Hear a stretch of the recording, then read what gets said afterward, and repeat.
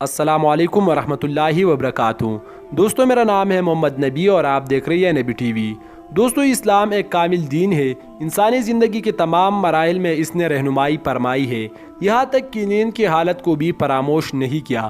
وہ نیند جس میں انسان تقریباً اپنی ایک تہائی زندگی گزار دیتا ہے، اسلام نے اس کی بہت سے آداب اور سنتی ذکر فرمائی ہے۔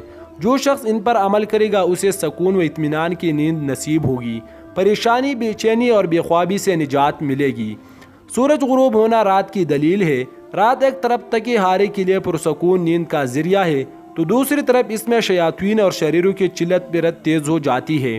رسول اللہ صلی اللہ علیہ وسلم نے فرمایا، سورج غروب ہوتے وقت اپنے بچوں اور جانوروں کو باہر نہ چھوڑے، اس لیے کہ سورج غروب ہونے کے وقت سے عشاء کا اندھیرا چھانے تک شیطان گھومتے پھرتے ہیں۔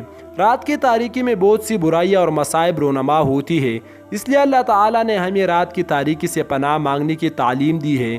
وَمِن شَرِّ غَاسِقٍ إِذَا وَقَبَ، سورہ فلق۔ اور میں صبح کے رب کی پناہ مانگتا ہوں تاریک رات کی شر سے جب اس کی تاریکی پھیل جائے۔ نیند زندگی کی ایک اہم ترین ضرورت ہے، اللہ تعالیٰ کی ایک نشانی ہے اور ایک بڑی نعمت ہے۔ اللہ تعالیٰ نے اپنے بندوں پر اس نعمت کا احسان جتلاتے ہوئے فرمایا، رات اور دن میں تمہارا نیند کرنا اور تمہارا اس کا فضل یعنی روزی تلاش کرنا بھی اس کی نشانیوں میں سے ہے۔ جو لوگ کان لگا کر سننے کی عادی ہے، ان کے لیے اس میں بہت سی نشانیاں ہیں۔ جلد سے جلد سونا اور بغیر ضرورت کے جاگنے سے پرہیز کرنا۔ ابو برزہ اسلمی رضی اللہ عنہ سے روایت ہے کہ رسول اللہ صلی اللہ علیہ وسلم عشاء سے قبل سونے کو اور عشاء کے بعد گفتگو کرنے کو ناپسند کرتے تھے۔ سونے سے پہلے آنت اور منہ میں گوشت یا چربی وغیرہ کا اثر یا مہک ہو تو اس کو دھو لینا چاہیے۔ رسول اللہ صلی اللہ علیہ وسلم نے فرمایا، جس کے ہاتھ میں گوشت یا چربی کی مہک کا اثر ہو اور اسے دھوئے بغیر سو گیا، پھر اسے کوئی مصیبت پہنچی تو وہ اپنے آپ کو ملامت کرے۔ بوضو سونے سے انسان ڈراؤنی خواب اور شیطان کی کلواڑ سے محفوظ رہے گا۔